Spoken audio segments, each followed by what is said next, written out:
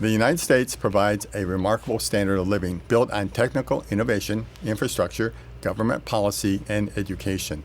But there's a growing level of concern within the realm of politics. A significant number of congressional members are aged over 80 years and have held their position for over 15 years. This group, referred to as the Gerontocracy, is charged with being a key part of the gridlock in Congress.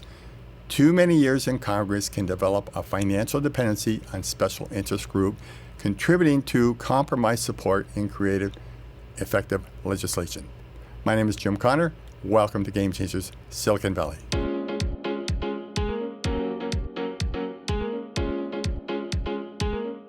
Tonight's show will explore the constraints of a Congress dominated by long-standing incumbents and their potential susceptibility to special interest groups. My guest for this topic is Rishi Kumar, a candidate to represent Silicon Valley in the House of Representatives in the 2024 election. Rishi, welcome to the show. It's great to be here back again, Jim. Thank you for inviting me back. My pleasure. Well, you've got a lot of experience and insight to this problem, so let's start with your sense of how big is this problem with incumbent members, long-term incumbent members in Congress? You know, when you look at the Congress today, about 25% of them are over 70, which itself may not be a problem. But the problem is that they are essentially holding that seat of power, and they are essentially managing the agenda of the party. And over decades in Congress in Washington, they have made some friends and they have made some enemies. And sometimes it gets very personal. And their personal agenda is at play. Their personal stake with the special interest groups are at play. And this is how America is falling behind. And that's very dangerous for our country. And it's been playing out for a few decades. And we don't see any way out because these politicians keep running again and again. There has been so much pressure for Dianne Feinstein, for example. She's the oldest member of Congress. She'll be 92 next year. And that's a travesty. You know, I don't think so. We should have members of Congress who don't have that energy to serve or take care of votes. And sometimes they have been prompted in terms of how they should vote, which is really not a good thing for a sitting member of Congress to be prompted by an aide. So that's the travesty that is playing out, and I wish there was a way out from this. I felt bad for Dianne Feinstein when I saw her on the newscast, the television show, being told what to do, and she had misinterpreted the instructions or the guidelines being given by the committee. Unfortunate. And she has been such a great contributor over the years. So I don't have an answer other than we, the voters, have got to recognize that bringing in fresh perspective, younger people, yes, like yourself, is a very positive thing. You're developing a level of depth for the future, for the next series of issues that come up. So I just want to see if that's consistent with your interpretation. Yes, and essentially it boils down to people. The voters need to sort of figure this out. Now, when you look at countries outside of America, the incumbency is a huge disadvantage, Jim. You know, there are people who are essentially voting out incumbents because they are not happy. Now, when I see America today, I see that we are sliding downhill. And there are some very key factors that are playing out right now, which a normal voter is sort of immune from. They're not quite seeing that. You know, we still have a pretty decent economy. We have very high inflation, but people have jobs. And, you know, you are living the American dream in this country, most of us. The problem is where, you know, over the next few years, things are going to spiral a little bit out of control. And that's when the voters will find that, look, we cannot really stand or have to deal with these politicians who stay here for decades. You know, they stay too long and do very little, and they keep getting reelected again and again and again. And to some extent, it's like when people are voting, they see the name of the incumbent, and they're like, this is somebody who's familiar. Let's check the box on that. And it makes it very hard for a challenger to actually get the attention of people. And unfortunately, the way it's playing out, it's not serving democracy very well in our country. What is the motivation for somebody, I'll use that issue, but it could be done, to stay in so long? I mean, yes, it's wonderful. You walk in a room, everybody stands up, claps, and you're a great personality. But, you know, You could live in California, have a nice retired life, go around, do lots of speeches, help out the party if you wish, help out a younger politician. Why hang on to this demanding relationship in Washington? Do you have any sense of that? I think it is a variety of different reasons. One is they are being wined and dined by the lobbyists out there. They feel very important, and then if you are playing the right type of party politics, you are given these types of roles. I mean, when you look at Anna Eshoo, she was the chair of the House Health Subcommittee for a few years. She is no longer the chair. But it was purely because of how she was playing ball with Democratic Party politics and how she had aligned herself with Nancy Pelosi. So if you follow the herd down a cliff, you will likely get rewarded. And that's not good. Again, I go back to how, we are sending these representatives to Washington to serve our interest, but they are really not. They are serving the interest of the party, and sometimes the party is down the wrong path. Sometimes they are serving the interest of these special interest groups who are really dictating their terms. For example, with healthcare, we have seen the push to privatize Medicare, which is actually very harmful to the seniors. Unfortunately, our people are not catching on.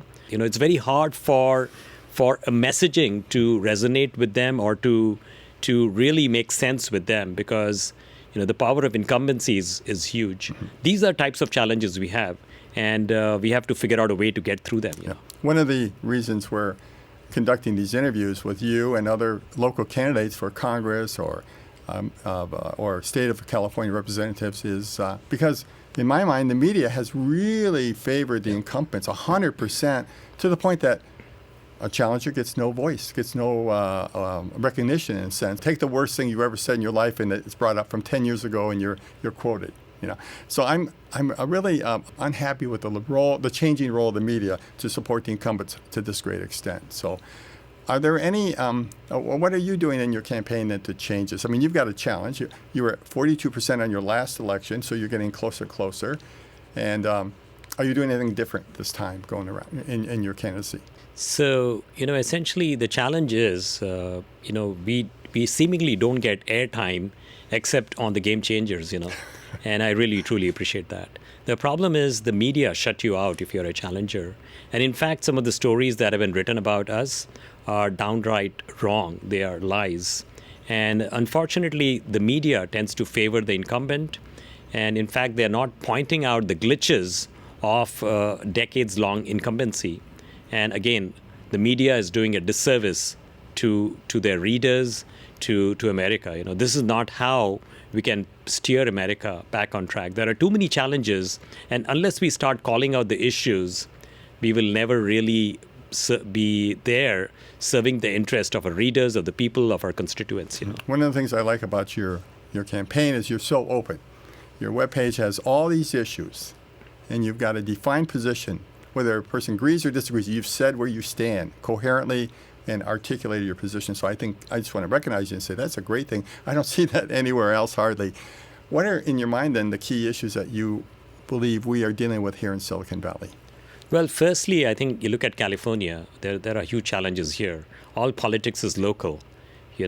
Running for Congress, you're out there in Washington, but really it's the congressional district. It's the state of California that is of paramount importance. When you look at California, we had a $100 billion surplus just about a year and a half back. Today, we are dealing with a $32 billion deficit, $132 billion swing. Now, what's wrong with that? How could this happen in our state?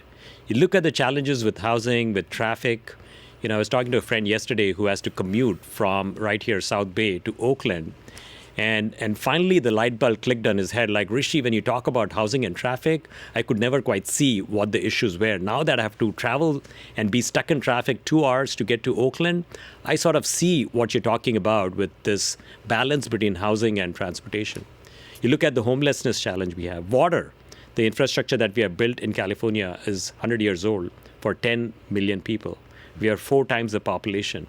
They talk about water conservation. So really, look at the economy now. Companies are gone. And when Elon Musk left town, one of the politicians announced that it's okay for cranky billionaires to leave.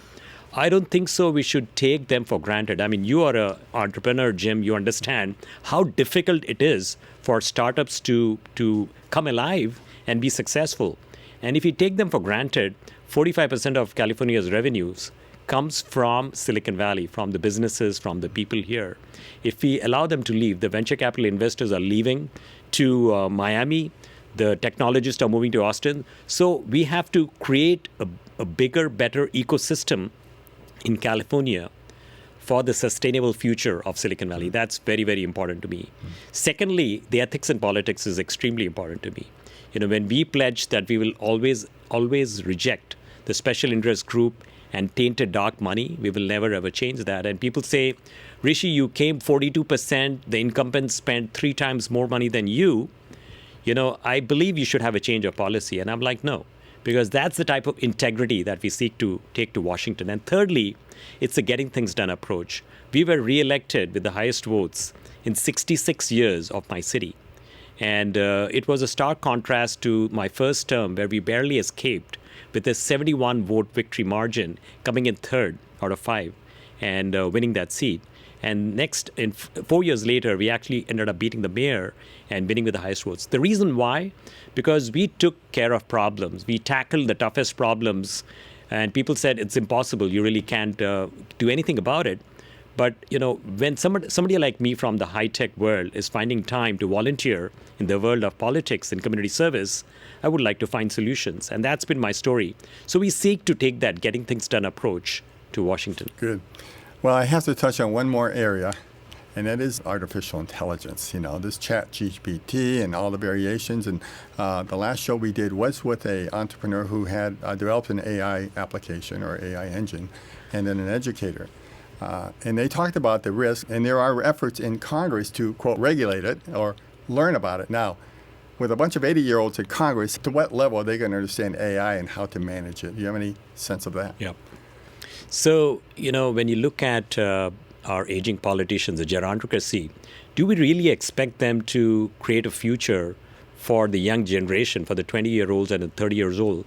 Because they are really thinking of their own retirement. They have healthcare challenges of their own, and they are kind of like figuring out a way, how do we get to Washington every week to put in my vote?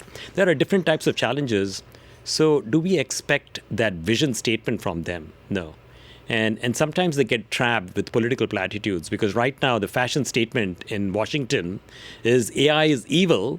Let's lasso it. Let's put some, let's make sure it doesn't do its evil deeds. But, AI is an opportunity. It's an opportunity for us. Like you look at the cutting edge innovation, the chip industry happened because there was an opportunity. The software industry happened because there was an opportunity. The dot-com boom happened. We have to look at AI as an opportunity, create some guardrails. But I believe the gerontocracy in Washington is absolutely wrong in terms of their viewpoint. Like, let's bring it together and let's make sure it doesn't, harm society. But we should flip that story. Let's figure out a way to harness this to ensure the future of America, to ensure that we will be the superpower over the next few decades, and then build some guardrails around that. So that's my policy, and that's where I actually differ from the incumbent as well. Very interesting. Well, I'm pleased. I use AI. I have to use AI. It's a great. I use it every day. Great time saver. Do the research. Why go to 10 sites when I can ask a few questions and get the results of those searches in a few seconds? So it's a remarkable technology, and I'm glad. I use ChatGPT, Bing, Bard, and then Claude. So there are so many of these engines, and each of them have their strengths. I mean, you have probably discovered them too, Jim. I'm really comfortable with ChatGPT, and I had to learn how to use it. You have to learn how to prompt, but really remarkable power there to consolidate or get together a lot of information. You still edit. It's just that you have a great, a much more efficient way of bringing that data together. So that is absolutely wonderful. Well, your campaign is up and running, and you're hosting some events, I believe. And why don't I give us a overview of what's coming up in your campaign, how people should contact you, where they can make a donation if they wish. Fantastic, Jim. So we are doing a listening tour And we are rotating every weekend between cities. So right now, Saturdays and Sundays, we are out there. And people are also inviting us into the backyards. We just did one at Moss Beach. And it's an opportunity for me to listen to people, but also provide my policy perspectives. If you go to my website, you use the search box there and you put in some keywords, you'll find policy papers. We have hundreds of policy papers. So we are using this opportunity to get feedback on these policy papers as well. And obviously, last time the incumbent spent 3 times more money than what we did.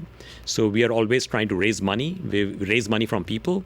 So anybody watching this, please go to rishikumar.com and make a campaign contribution. We would be absolutely appreciative of that.